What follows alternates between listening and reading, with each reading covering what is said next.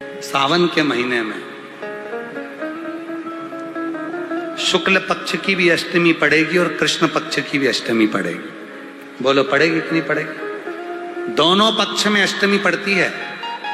सावन के महीने की जो अष्टमी होती है, शिव महापुराण की कथा में और देवी भागवत में वर्णन मिलता है। देवी भागवत में और शिव पुराण में वर्णन मिलता है, अष्ट सिद्धि नवनिधि 64 योगिनी सारी विद्या नव देवी सब सावन के महीने की अष्टमी तिथि के दिन महादेव से मिलन करने आती हैं। भगवान देवाधिदेव महादेव 11 रुद्र के रूप में, 12 ज्योतिर्लिंग के रूप में, सहस्त्र नामावली के रूप में शिव उनसे मिलते हैं, उनसे मिलते हैं।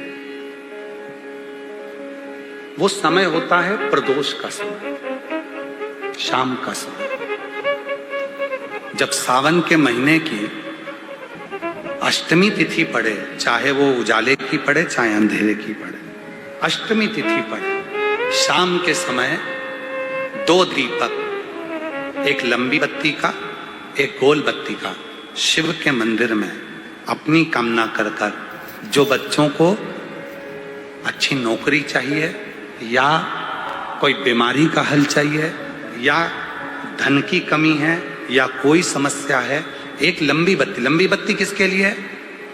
जम के बोलो, देवी के लिए। गोल बत्ती किसके लिए है? देव के।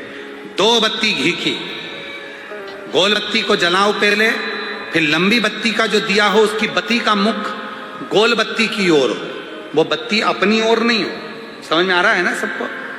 ये जो बत्ती का मुख है, देखो ये दिया, ये लंबी बत्ती, ये गोल बत्ती, तो ये जो गोल बत्ती है आपने यहां जलाई और ये लंबी बत्ती जो है ना, इसका मुख गोल बत्ती की ओर।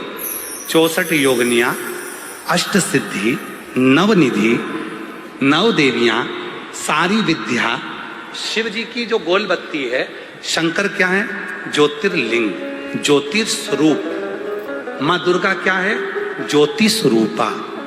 क्या कहते हैं? ज्वाला महारानी की।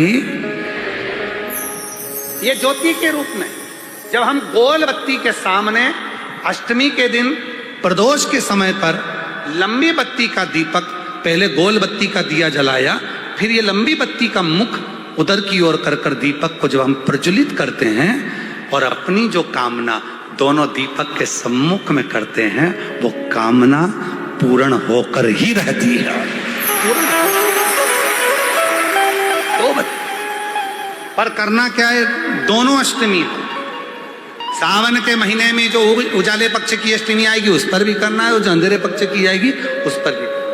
किसी भी अष्टमी तिथि को 12 महीने में शुक्ल पक्ष कृष्ण पक्ष की अष्टमी तिथि पड़ती है। यदि किसी भी अष्टमी तिथि को अगर किसी ने नियम बनाया 5 अष्टमी का, 8 अष्टमी का, 7 अष्टमी का, 1 कनेर का पुष्प शिव जी के शिवलिंग को समर्पित करना, अशोक सुंदरी के स्पर्श करना, और जो जलाधारी होती है, जैसे ये शिवलिंग है, ये जलाधारी है, तो पहले शिवलिंग पर स्पर्श, फिर अशोक सुंदरी का स्पर्श, फिर जलाधारी पर कनेर का पुष्प शिव जी की ओर मुख कर कर, अर्थात जैसे मानो ये कनेर का पुष्प है तो ऐसा शिवलिंग का स्पर्श करते हुए जलाधारी पर जो समर्पित करता है, भगवान शंकर उसके मन की कामना को पूर्ण जरूर करते हैं। 1 कनेर का ना होगा कि शिव जी को एक पुष्प बड़ा प्रिय है, इसको शंख पुष्पी पुष्प कहते हैं, जिसको अपराजिता का पुष्प भी कहते हैं। 3 तिथियां ऐसी हैं, चतुर्दशी अमावस्या की भी और चतुर्दशी पूर्णिमा की, अष्टमी नौमी अमावस्या की भी और अष्टमी नौमी पूर्णिमा की। ये वो तिथियां हैं जिन तिथियों में मां नील सरस्वती का स्तोत्र का पाठ कर कर 1 शंख पुष्पी पुष्प, 1 अपराजिता का पुष्प जलाधारी पर रखकर 7 बार अगर जल का पात्र से जल चढ़ाया जाए और उसी जल को कटोरी में झेल लिया जाए, उस जल को 3 दिन तक लगातार यदि सुबह दोपहर शाम रोज उस बच्चे को देना चालू करिए उसके हाथ पैर भी काम करना प्रारंभ करेंगे, उसकी बुद्धि भी काम करना प्रारंभ करेगी।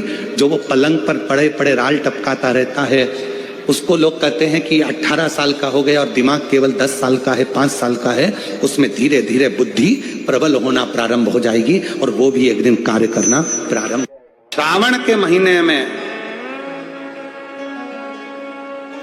तुमने भूलवश भी अगर पार्थिव लिंग का निर्माण करा हो और पार्थिव लिंग का निर्माण कर कर अगर एक बेलपत्र शंकर को समर्पित करी हो, तो वो बेलपत्र का फल मुझे दे दिया जाए। एक बेलपत्र का फल मुझे दो।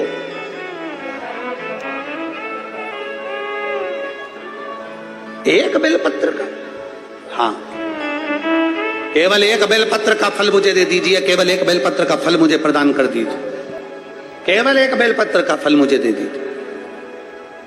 एक बेलपत्र, हाँ।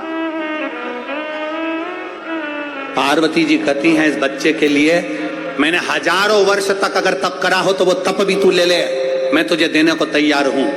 1000 वर्ष का तप मैं घड़ियाल तुझे देने को तैयार हूं, पर एक निवेदन है कि श्रावण महीने में जो मैंने एक पार्थिव लिंग का निर्माण करा और जो बेलपत्र समर्पित करा, उसका पुण्य मैं तुझे नहीं दे सकती। 1000 वर्ष का पुण्य ले ले, मैं दे दूंगी, पर एक श्रावण के महीने के पार्थिव लिंग के पूजन का एक बेलपत्र का पुण्य नहीं दे सकती। घड़ियाल कहता है मुझे तुम्हारे हजारों वर्ष का तप नहीं चाहिए, मुझे तो केवल एक श्रावण महीने के पार्थिव लिंग पूजन का एक बेलपत्र का फल चाहिए। तब पार्वती जी ने विचार करा, अब जरा विचार आप करिएगा, 1000 वर्ष तक तप करने का फल घड़ियाल नहीं ले रहा है, एक सावन के महीने के पार्थिव लिंग के पूजन में जो बेलपत्र समर्पित किया गया उसका फल ले रहा है। मतलब समझने का विषय है कि एक पार्थिव लिंग सावन के महीने में बनाया जाता है और उस पे एक बेलपत्र चढ़ाई जाती है, तो 1000 वर्ष के तप का फल ज्यादा है, उसका फल ज्यादा है। 1000 वर्ष से ज्यादा तप के फल से बड़ा फल है पार्थिव शिवलिंग का निर्माण श्रावण महीने में कर कर एक बेलपत्र समर्पित कर। एक बेलपत्र करी आप लोगों ने? किस किसने पूजन करी? जरा हाथ उठाओ। सभी ने करा है? रखो वापिस। अब जरा विचार करिए कि हजारों वर्ष के पूजन के फल के बराबर एक पार्थिव लिंग के निर्माण को और एक बेलपत्र समर्पित करने का फल प्राप्त हो जाए। एक बेलपत्र में वो बल हो जाता है पार्थिव लिंग पूजन के श्रावण महीने के। हमसे लोग कहते हैं क्या पड़ी तुमको श्रावण महीने में शिवलिंग का निर्माण करवाना, पूजन करवाना, ऑनलाइन करवाना, क्यों? हम कहते हैं भूलवश भी अगर कोई अपने घर में सावन के महीने में पार्थिव लिंग का निर्माण कर लेता है, पूजन कर लेता, भूलवश भी, और एक बेलपत्र समर्पित कर देता है, उसको हजारों वर्ष का पुण्य फल तप का तो वैसे ही प्राप्त होता है।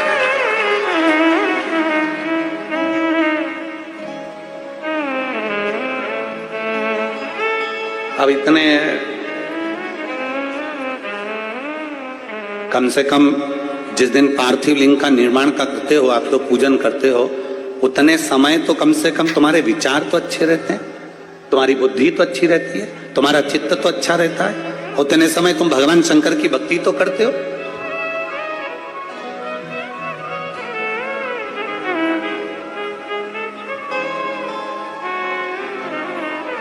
तुम्हारे पास में उस समय पर भक्ति तो अविरल रहती है।